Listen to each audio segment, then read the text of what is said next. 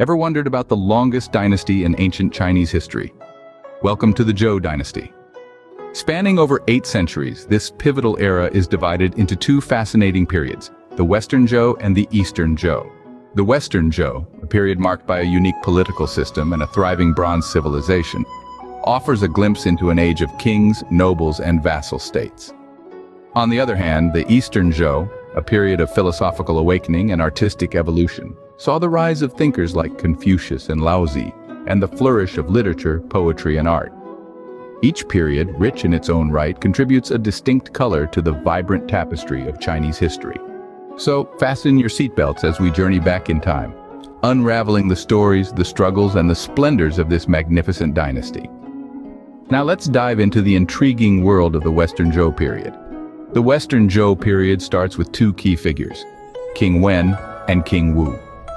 The groundwork for the Zhou dynasty was laid by King Wen. Known for his wisdom and diplomatic skills, he expanded Zhou territory through alliances and strategic marriages, rather than warfare. His son, King Wu, continued his father's legacy. A charismatic leader and skilled warrior, King Wu led a revolt against the Shang dynasty, marking the beginning of the Zhou era. Their combined efforts solidified the Zhou dynasty, unifying China under one rule. This historical shift was not just about power, but also about ideology. The Zhou rulers introduced the concept of the mandate of heaven, a belief that the right to rule was granted by the gods. This was a novel idea that justified their reign and influenced Chinese political thought for centuries to come. Their leadership set the stage for a unique political system. In the Western Zhou, a feudal political system took shape. This was a period that bore witness to the crystallization of a unique political structure, one that would have far-reaching implications for the course of Chinese history. At the heart of this system lay the Zhou king, who was considered the son of heaven. His rule was absolute, his authority divine. Yet the vast expanse of the kingdom meant that he couldn't govern alone. Thus, he relied on a network of vassal states, each governed by a noble or a duke. These nobles were often relatives or allies of the king, and they held their lands as a fief from the king himself. This interdependence between the king and the nobles was a defining feature of the Western Zhou political structure. The nobles swore allegiance to the king, offering military support and tribute in return for the right to rule their lands. The king in turn provided them with protection and upheld their authority within their respective domains. This system of reciprocal obligations created a complex web of relationships, wherein loyalty and duty were paramount. The king was seen as a father figure, his nobles as obedient sons. This familial metaphor extended to the subjects as well, fostering a sense of unity and order in the kingdom. Yet, this system was not without its challenges. The balance of power was delicate, hinging on the king's ability to maintain control over his vassals. When the king was strong, the kingdom thrived. But when the king was weak, the system faltered, leading to infighting and instability. This vulnerability would ultimately contribute to the fall of the Western Zhou and the rise of the Eastern Zhou. However, despite these challenges, the feudal system of the Western Zhou left an indelible mark on Chinese history. It defined social hierarchy, influenced legal codes, and shaped the political landscape for centuries to come. This system was not just about politics. It was also reflected in the rich bronze civilization of the period. Bronze wasn't just a metal in the Western Zhou period. It was a symbol of power and status.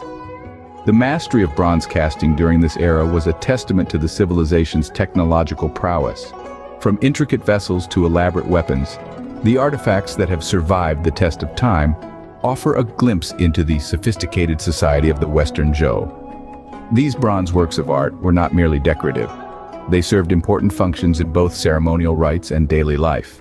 In ceremonies, bronze vessels held offerings to ancestors and deities, reflecting the deep spiritual beliefs of the time. In warfare, bronze weapons showcased the military might of the Zhou rulers. The societal significance of these artifacts is hard to overstate. They were emblems of prestige used to reinforce social hierarchies and express the authority of the ruling class. The bronze civilization of the Western Zhou period was a vivid manifestation of the era's cultural richness and technological advancement. This period also saw the flourishing of culture and religion. The Western Zhou period was a time of cultural and religious richness. It was an era where literature and music blossomed, creating a unique cultural fabric that defined the period. The Book of Songs, a collection of 300 poems, is a testament to the literary brilliance of the time. These poems, often sung to the accompaniment of music, provided an intimate glimpse into the lives, thoughts, and emotions of the people. Religion, too, played a significant role, shaping the societal norms and values. Ancestor worship was a prevalent practice, binding the living with the spiritual world. Rituals were an integral part of life, performed to honor the gods, ancestors, and nature, ensuring harmony and balance.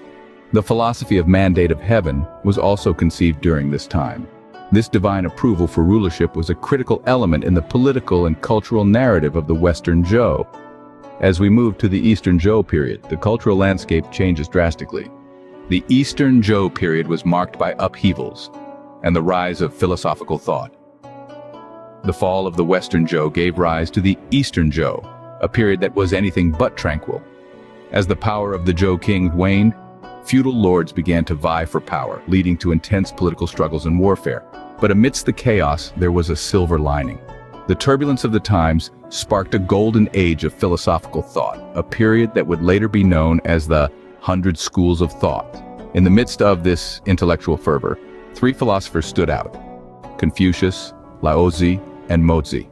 Confucius, a venerated scholar, proposed a system of ethical and moral conduct that emphasized respect for tradition, hierarchy, and ritual propriety. His teachings, known as Confucianism, would greatly influence Chinese society and governance for centuries to come. Laozi, often considered the founder of Taoism, offered a contrasting perspective. He advocated for simplicity, spontaneity, and harmony with nature, arguing that humans should live in accordance with the Tao, or the way of the universe. His philosophy encouraged individuals to let go of worldly desires and ambitions in order to find peace and fulfillment.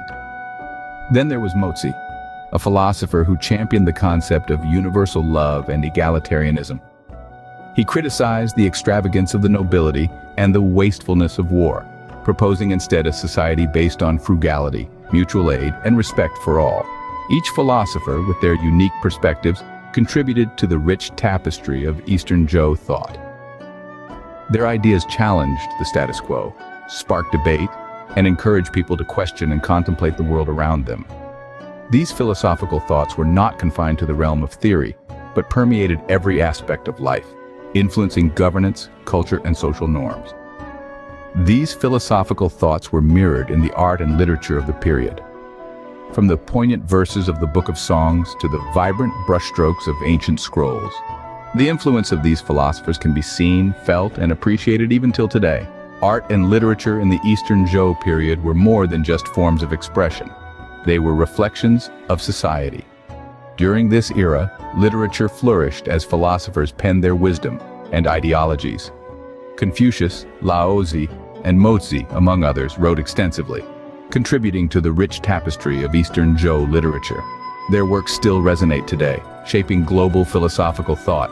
Simultaneously, poetry blossomed, with verses encapsulating the beauty, struggles, and ethos of the time. The Book of Songs, a revered anthology, is a testament to this era's poetic prowess. Art, too, underwent a significant transformation. Artists moved away from the ritualistic bronze artifacts of the Western Zhou, opting for more intricate designs and diverse materials. Jade carving became popular, symbolizing nobility and moral virtue. These artistic and literary advancements were not just creative expressions. They were the heartbeat of the Eastern Zhou, reflecting the period's cultural values and societal changes. But all good things come to an end, and so did the Eastern Zhou period. The Eastern Zhou period saw its decline, but not without leaving a significant legacy. As centuries passed, the once powerful Eastern Zhou began to crumble under the pressures of internal strife and external threats. The numerous vassal states, originally under the control of the Zhou king, started to assert their independence, leading to constant warfare and political turmoil. This era, known as the Warring States period, marked a decline in the power and influence of the Zhou. However, it wasn't all doom and gloom. Amidst the chaos and warfare emerged a figure of immense strength and ambition, Qin Shi Huang. He rose to power, unified the warring states, and founded the Qin Dynasty, effectively ending the Eastern Zhou period.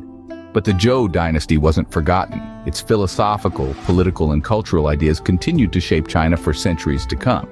The Zhou dynasty may have ended, but its impact on Chinese history, politics, and culture remains. The Zhou dynasty left an indelible mark on Chinese history.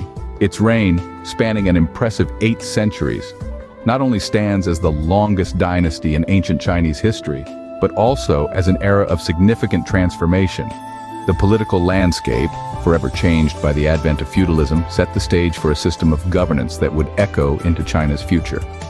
The cultural richness of the Zhou dynasty, too, is unparalleled.